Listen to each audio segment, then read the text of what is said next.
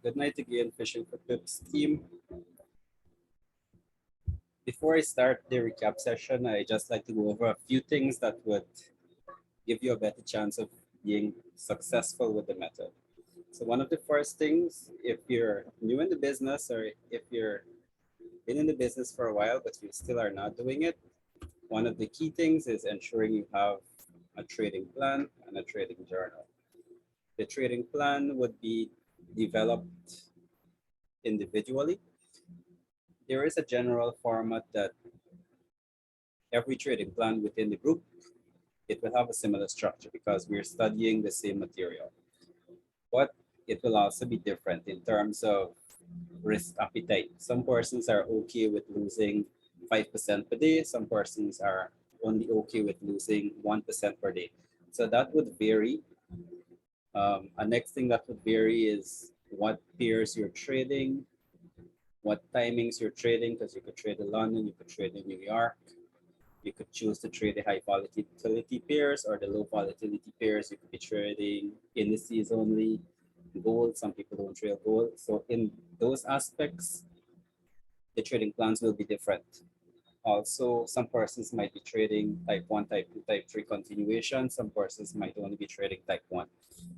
But it's important that you have a trading plan so that you have a system in place that removes most of the thinking, because every day you're going to go on the chart. It's okay that you have, it's important that you have something in place that you know, this is what I'm going to do, or this is what I typically aim to do. So at the end of the day, if you review your actions, you would be able to make a decision. Yes, I followed my trading plan. I ended the day in profit. That's good for me. But in addition to your trading plan, you need to do back testing and journaling. So you don't just come up with a trading plan and start trading with live money. It's not advisable. There are phases that you should go through. So do your back testing. Back testing is risk-free. But why is it important? It gives you the experience. You become accustomed to identifying the patterns. It also helps you to be comfortable with trades playing out, trades not playing out. Now, after you would have back tested, you could then check your journal and see your win ratio. So if your win ratio is 50-50, you win 50%, you lose 50%, and your risk to reward is 1 to 2, then you will be net profitable with that trading plan, right? So if you've proven that your trading plan works, let's say you've back tested 3 to 5 years of whichever asset you want to trade in real time. So you become accustomed to how the particular asset moves. You're comfortable with your win ratio, your trading plan. You develop some level of comfort with identifying these things on the chart, and you develop a level of confidence with your trading plan. The next step now would be to go into demo.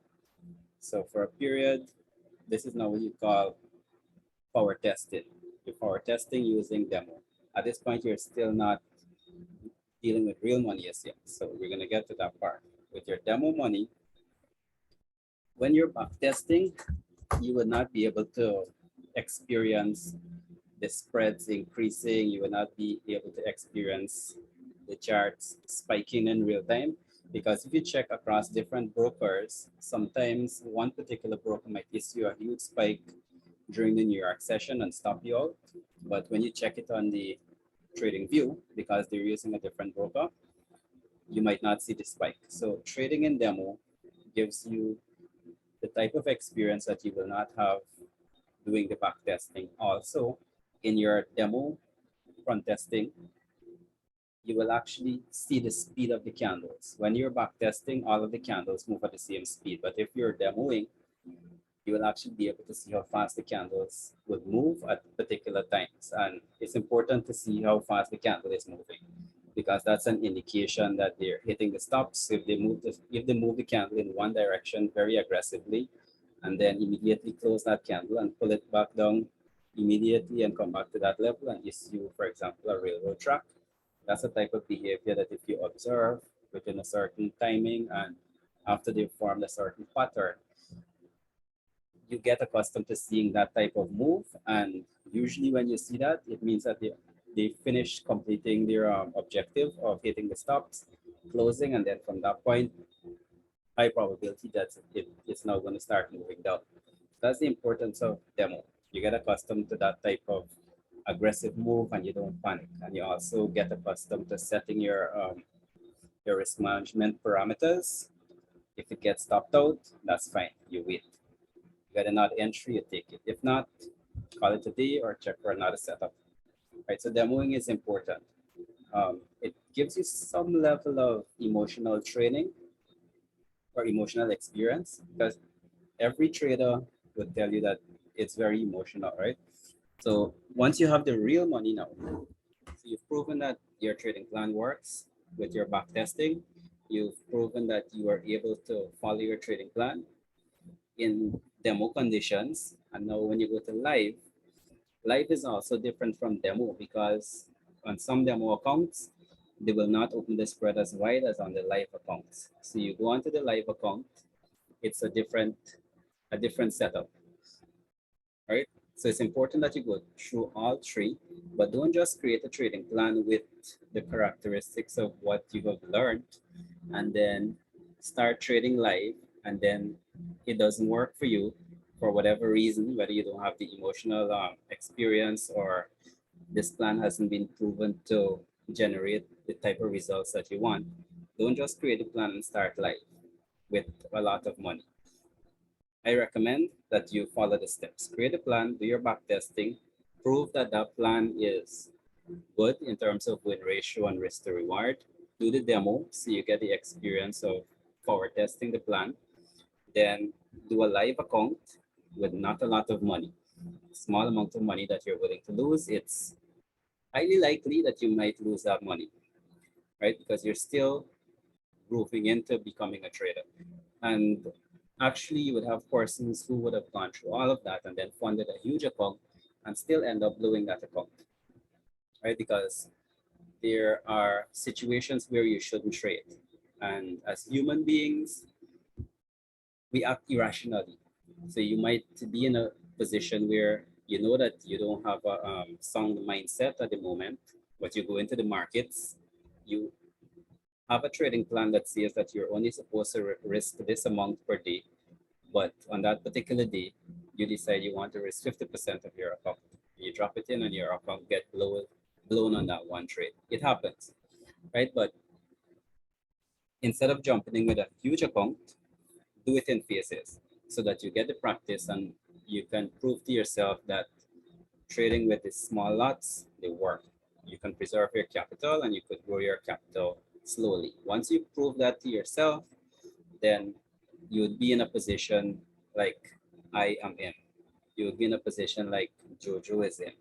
We don't go for any crazy type of profits, but we do get amazing opportunities. I'm going to show you guys an example in a couple of minutes, but I just wanted to give you an overview of how you should be approaching these markets if you'd like to be successful. So this is my ideal setup. If I see something like this, I sell. I'm not going to risk 50% in my account, even if I see something like this. But if I see something like this, sell setup, I take that. Those are my entry triggers for the sell setup. We know them: railroad track, part of wood, evening star, shift candle with a mitigation, right? Buy setup, railroad track, part of wood, morning star, shift candle, mitigation, right? So that's what I look for.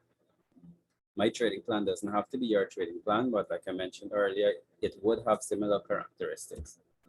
Risk management. For position, 0.3. Daily, 1%. Weekly, 3%. Overall, 10%. What happens if I lose 10%? Stop trading live, go back to demo, or stop trading totally, just observe the charts for a while. And because when you lose, it affects your state of mind. When you win, it affects your state of mind as well, right? When you're winning, you start feeling invincible. You start wanting to get reckless. At that point, you want to you feel like you're on top of the world. Look, I've been consistently profitable for the last 3 months. I'm a I'm a pro trader. I'm now going to go and risk 30% of my account. And that could be the one trade that doesn't go your direction. And then your account is in a huge drawdown. All the money that you made, you lost it back. You're back at square one or even less. And then that now puts you under another pressure to get back to where you were. So it's a snowball effect. It's better, manage your risk appropriately. There is, it's not, I can't say it's impossible for you to get 10% drawdown. Even if you're an amazing trader, it still is possible that you could reach a 10% drawdown. So set systems in place that will direct your decision making. So when you're going through your phases, let's say you're going through a losing phase, you already know what the plan is. So you don't try to adjust it and try to reach back to a certain level. You have your plan in place. You anticipated that this could happen, and when it happens, what do I do? So if you lose 1% per day, you're done. Call it a day. Come back tomorrow and see if you have any opportunities. For the week, you already lost 3%. That's it for you. You don't have the authority to trade for the rest of the week based on the guidelines that you decided for yourself.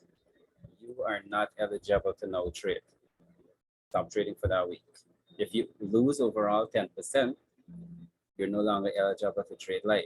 Go back to demo, come off of trading for a while, just watch the chart, get your mindset back to a place where you're comfortable again, then get back into the business. That's of course if you've proven that your trading plan works, right? So same steps that I highlighted at the beginning, ensure you do that. Don't just have a trading plan and then say it's not working for you. Do your back testing, get it wrong in the back testing, get it wrong in the demo, get it wrong in the small live account, and then revise it. And while you're failing through that process, you will get accustomed to what you should be looking for. I believe it's like sports. You play a sport, you cannot be terrible at it all the time. If you continuously engage in that activity, you're going to get good. Whether it's basketball, cricket, football, you are going to learn a few things just based on experience. Same applies to trading. Profit targets. So it's not a system where you're saying, I'm looking to make 10% every month. That's not the objective. The objective is preserve your capital. Grow it when you have the opportunity. So with the risk to reward of 1 to 2, best case scenario or worst case scenario, most likely case scenario, you would be like 40% per month, 10% weekly, 2% daily. You may not have a daily returns because you won't necessarily trade every day based on what you identify as a preferred setup. You might not be trading every day. Then you journal. This is part of your back testing. Whether you win or you lose, you document your trade. All right. So have your trading plan, test your trading plan, demo it live with a small account. Then risk management. I also have a system for risk management, and you should have a system as well. So ask yourself this question. If you cannot answer the question, it is something that you should work on. Which pairs do you trade? If you don't have that immediately at the top of your head, that's something that you should get into place. For me, I prefer to trade the high volatility pairs. So high volatility means that they're the pairs that have the bigger movements in the market. Gold, let me check over here, Forex volatility. So gold typically moves 309 pips per day. USD MXN. Well, I don't trade this one because it has a high spread, right? But that one is very volatile as well. 3,031 points. Right, ZAR that has high spread as well. Do not trade that. GN, 158 pips. So I actually have them listed in terms of volatility over here. Or you could see it here. So gold, that's 309. That's typically how it would move. It wouldn't move that amount every day, but it would move somewhere around that range. Gold, GN.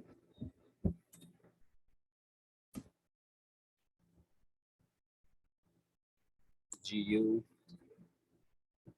GN has higher spread than GU. So depending on what you're looking for as a trader, for me, it's more important for me to get the volatility, right? And also based on observation, I look to get the ones that move during the New York session.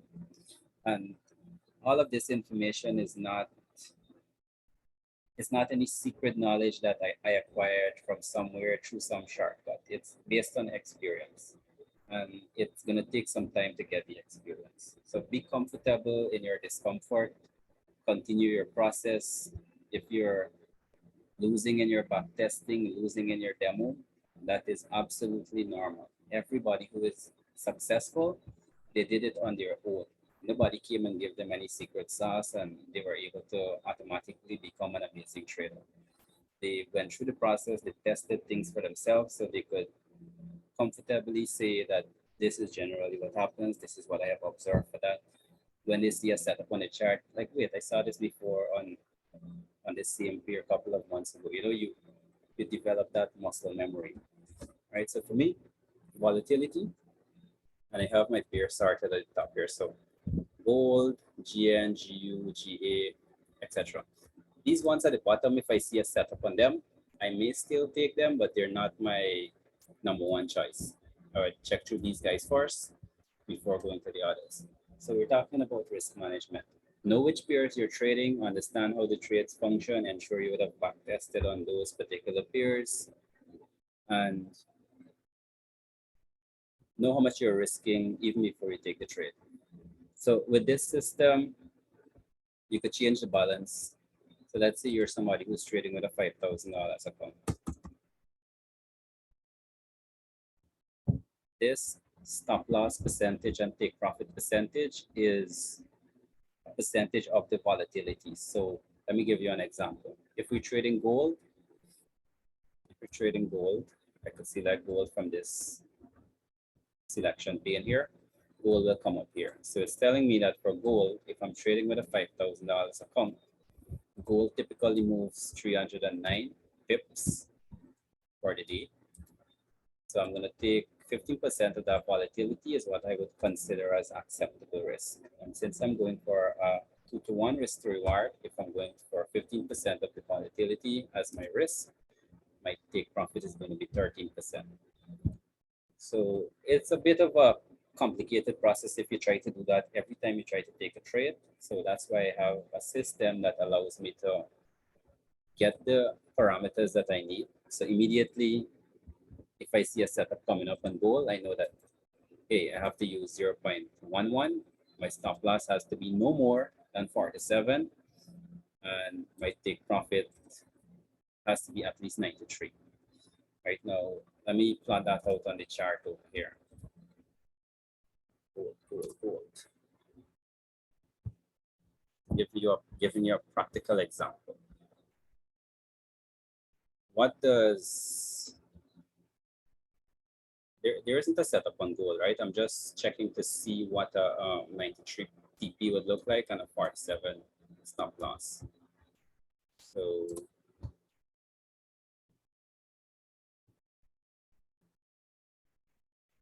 which is it? 47,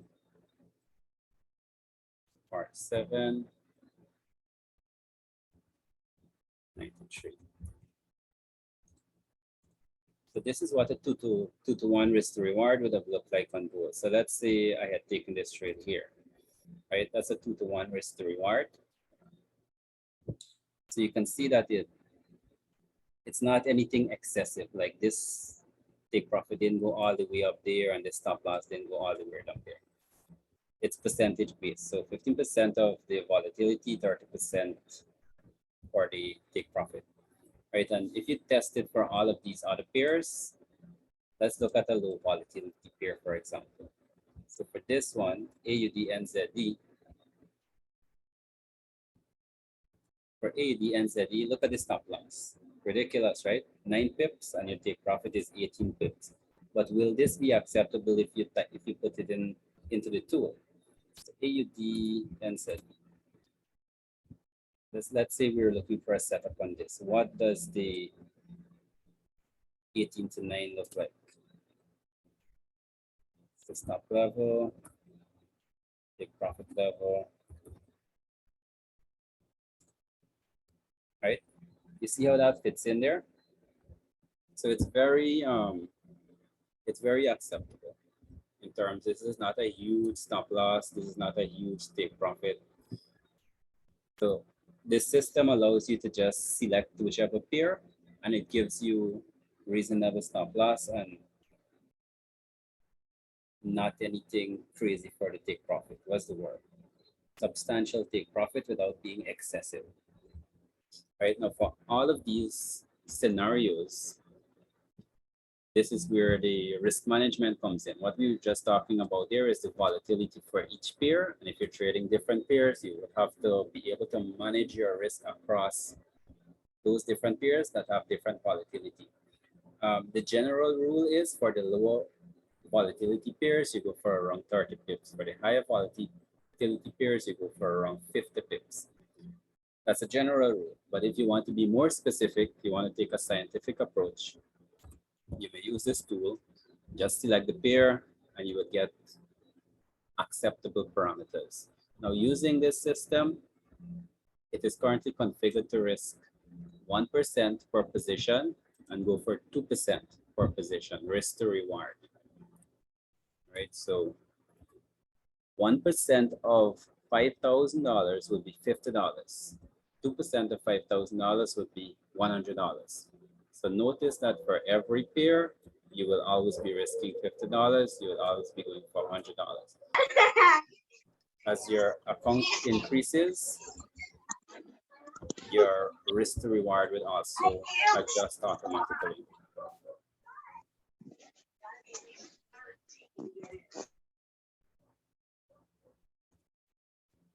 Right. So this takes additional thinking out of your process. So you're trading, you have less work to do because this system already gives you whichever one you're trading. You just click on it and you get your parameters in here. You know what your lot size should be, stop loss, take profit. And based on your daily risk, let's say you're willing to risk 3% per day, it means that you could take any 3 trades. And if you lose all 3, it means that by your rules, you should stop trading for that day. So this is how this tool works. So now we've looked at having a trading plan. So you know what you're looking for. When you're looking for it, you know how much you're risking, how much you're rewarding, you know what pairs you're trading. This is something that you would have tested before. You have a system in place that could give you your parameters and your risk to reward stays in check. And it's also acceptable across different assets with different volatilities. Once you have that in play, there is less thinking to your trading process. Now, all that you really need to do is to get onto the chart, identify your patterns on whichever asset you're trading. You could even sort your preferred assets at the top. And then if you're looking through your watch list, you're gonna start with the pairs that you're tracking. Right, and then if you don't have any setup on your preferred pairs, then you could go down to the less favorite ones and just scan through. Right, so let's have a recap of what happened today. As a matter of fact, let's look at some levels and cycles. I think this is a big point of contention for persons in the group, right? Your levels and cycles. I hear almost everybody complaining, I am not getting my levels and cycles as good as other persons. Well, I'm here to tell you, I cannot say that I'm an expert at levels and cycles either. However, I can still maintain profitability. What is my approach? I start from the 4-hour. I identify completed cycles, and then I look for the point of reversal, and I try to take a position in that direction. So for example, on GN, I identify this as a peak high. This is the first level. This is a pullback. This is the second level. They accumulated here. Then this is the third level. And at the bottom here, we have inverted head and shoulder. Let me just highlight that. So first shoulder, head, second shoulder, right? Inverted head and shoulder. Then we have a completed level one, a pull back, and inverted head and shoulder. Of course, this is my interpretation. Other persons may have their own setup, but the important thing is, even if you're wrong, even if you're wrong, or even if you were right and they changed the cycles and you did a reset, you weren't able to identify it, you already have a system in place that caters for when you are wrong. The reason we have risk management in place is because you will lose some of your trades. The key is to ensure that you're keeping your account alive while you're going through the losing phase. Everybody loses trades. If there was a situation where persons were incapable of losing trades, you would not need risk management. You just go and risk your entire account and you're going to double it in every trade. Every trade you're going to make, you're going to double it, right? No risk management is needed. But because things change, because you could be wrong, because your win rate will never be at 100%, you need to have risk management in place. So you might be wrong with identifying a levels, but the important thing is that you have a structured approach to it. So this is the approach I have. What do I know?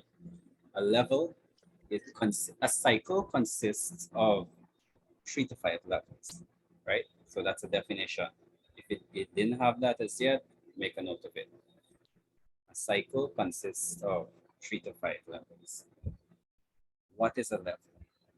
A level is a long sustained run followed by a pullback or an accumulation. So using those two definitions, let me actually add one more definition.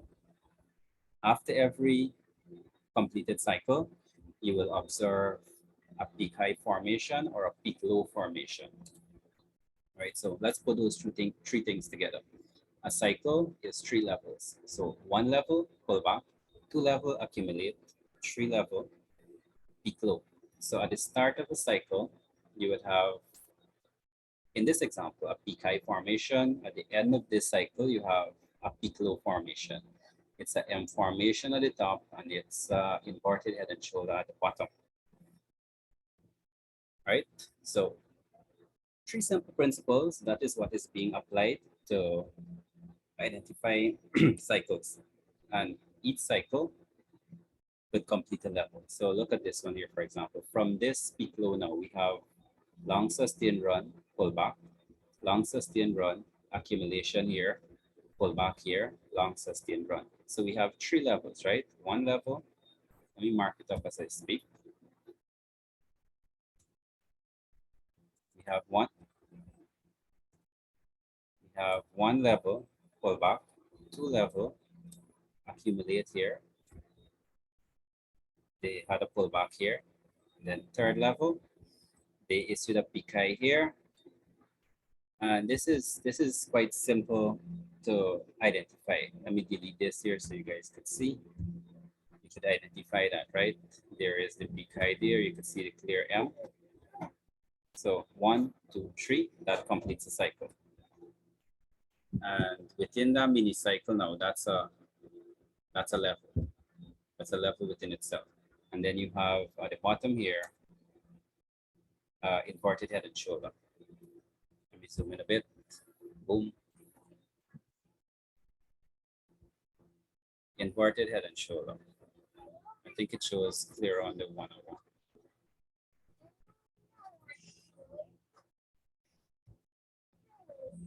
Inverted head and shoulder, right?